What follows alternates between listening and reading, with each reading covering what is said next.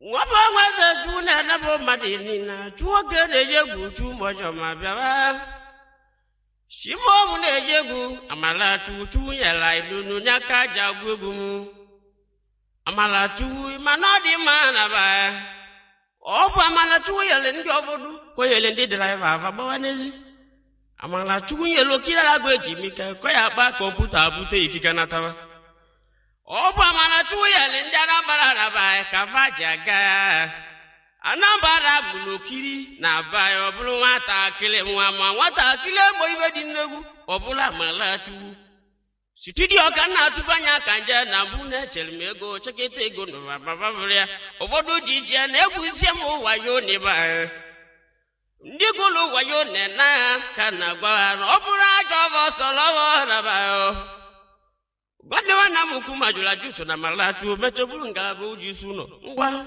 ngie gwanyo bidego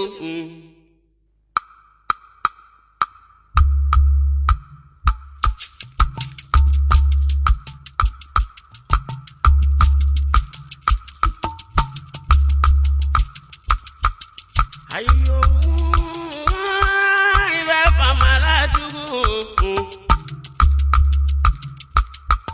akala kade na odorode, magasi na malatu biacha. Amalatu dima, amalatu munyalamo, amalatu nakanja gwegu. Jelo so kira la gwa gwa ni wana mo ayo gijego kana o kaina na mamu na ma oyi mo se ko wadibia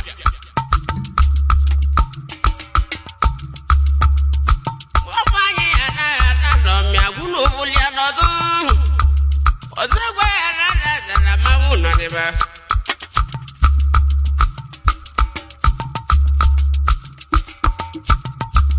Oyi bose na chi mbologu ka nwoke na chi na bebe ndị mwanụ baba ya ndị mwa wonu ma wona gbe Amala chugu kana kowa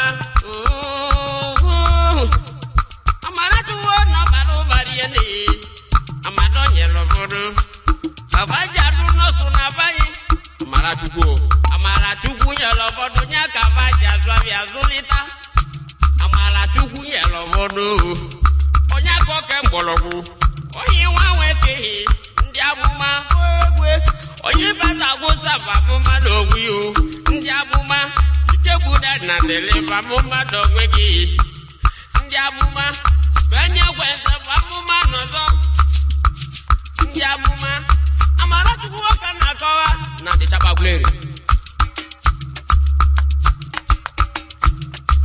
Amala chugu Onya luda ya wamane Makwa gwele payonya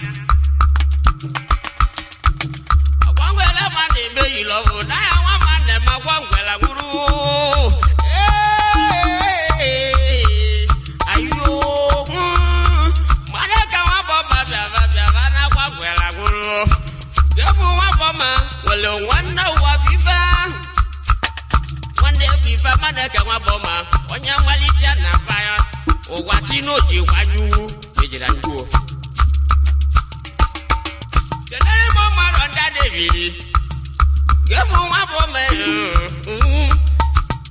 Gebu waboma Mana ke waboma gwevili Woke muju waboma Nele manavya Opuna magora na madi na banye godi na paye Iva kora na banyo Ayo Amala chugu Iva kora buna bemu Nigwe Amala chugu Chuwa nyewe kwa wade na dono Widulu bili Chima nyewe mumu Madabuji Na chadidi zuwa bo Amala chugu Chadidi zuwa bibi Ngewe Amala chugu Apukane wala zaya lobo doguru Maneka wabanya yibidi gustandi galobo Chuje wose di wabanu koidiga Wabanya melora kane male Chuwika disi wabalu Port Harcourt branch Chikelo nwa machi Chikelo machi Oyeka omekoso dia play omekoso di twite bwebembali moto wadatava omekoso di kenela dansi maro di Port-Harcourt kenogo sina nwanemo ogosina Fana Marcelo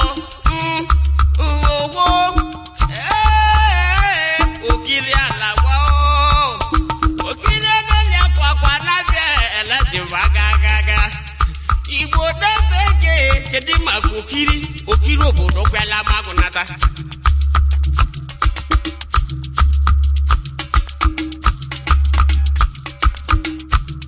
Onyama nebuo na nabu Onyama nebuo na nabu obodo kwelinya obodo mata wotugu ma wanta je banu wero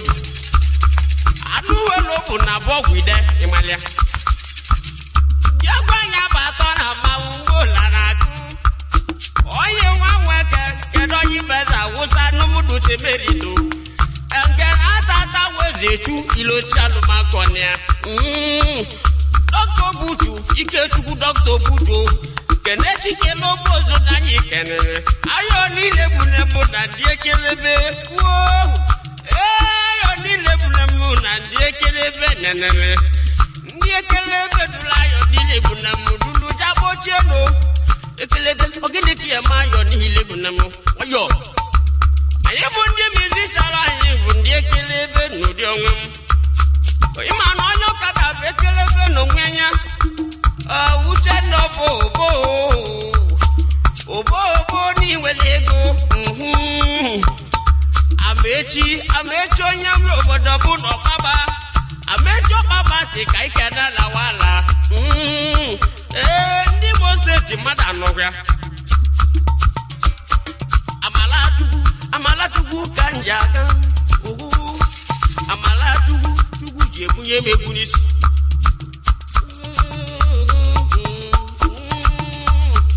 Abejo maka tugu bodi bawu Amala tugu Obudi ozo ijigu ewu neso zigi nadu Akeka onyibu lotorowe Obuwa gule dojoga dedema Osigbo nubike tugu Ogosi na buku osigbo nunaba Mwaro nibe tibuko wadili o Abejo mwaro nibe tibuko wadele Opa Amalatu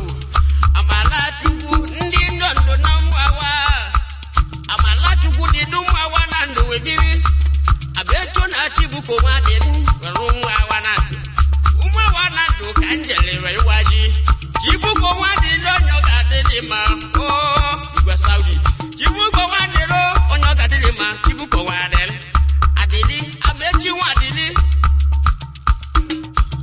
Amara bive membeno Egumu budi chiwuji bute ya kaja agwegumu Muna ya nanji na agwegu Kamali Nkita nebu na bodi na ọba ya lazi Onye nwa nkita nebu na bonye liveji kawawo Wasi eji esi maja jenubi kavali dwawo Ebu wadolo obu oku Ayo Ebu wasi jesi Gabito nye weniwo Unananu ibe na-abịa Unananu egwu Onye nukwa nke ọgbaka kulu Onye bụ Chidika ndị bezuma Himanjo elonya Mmadụ ndị be ndị eli egwewe ego Adimo Ansons Mmadụ ndị be ndị eli egwewe ego Adimo Ansons Nigeria Limited Adimo Ansons na Port-Harcourt eboda bata ego Kambiali Port-Harcourt nwe zoche nzonwana Oyaka madimo malive jamelemo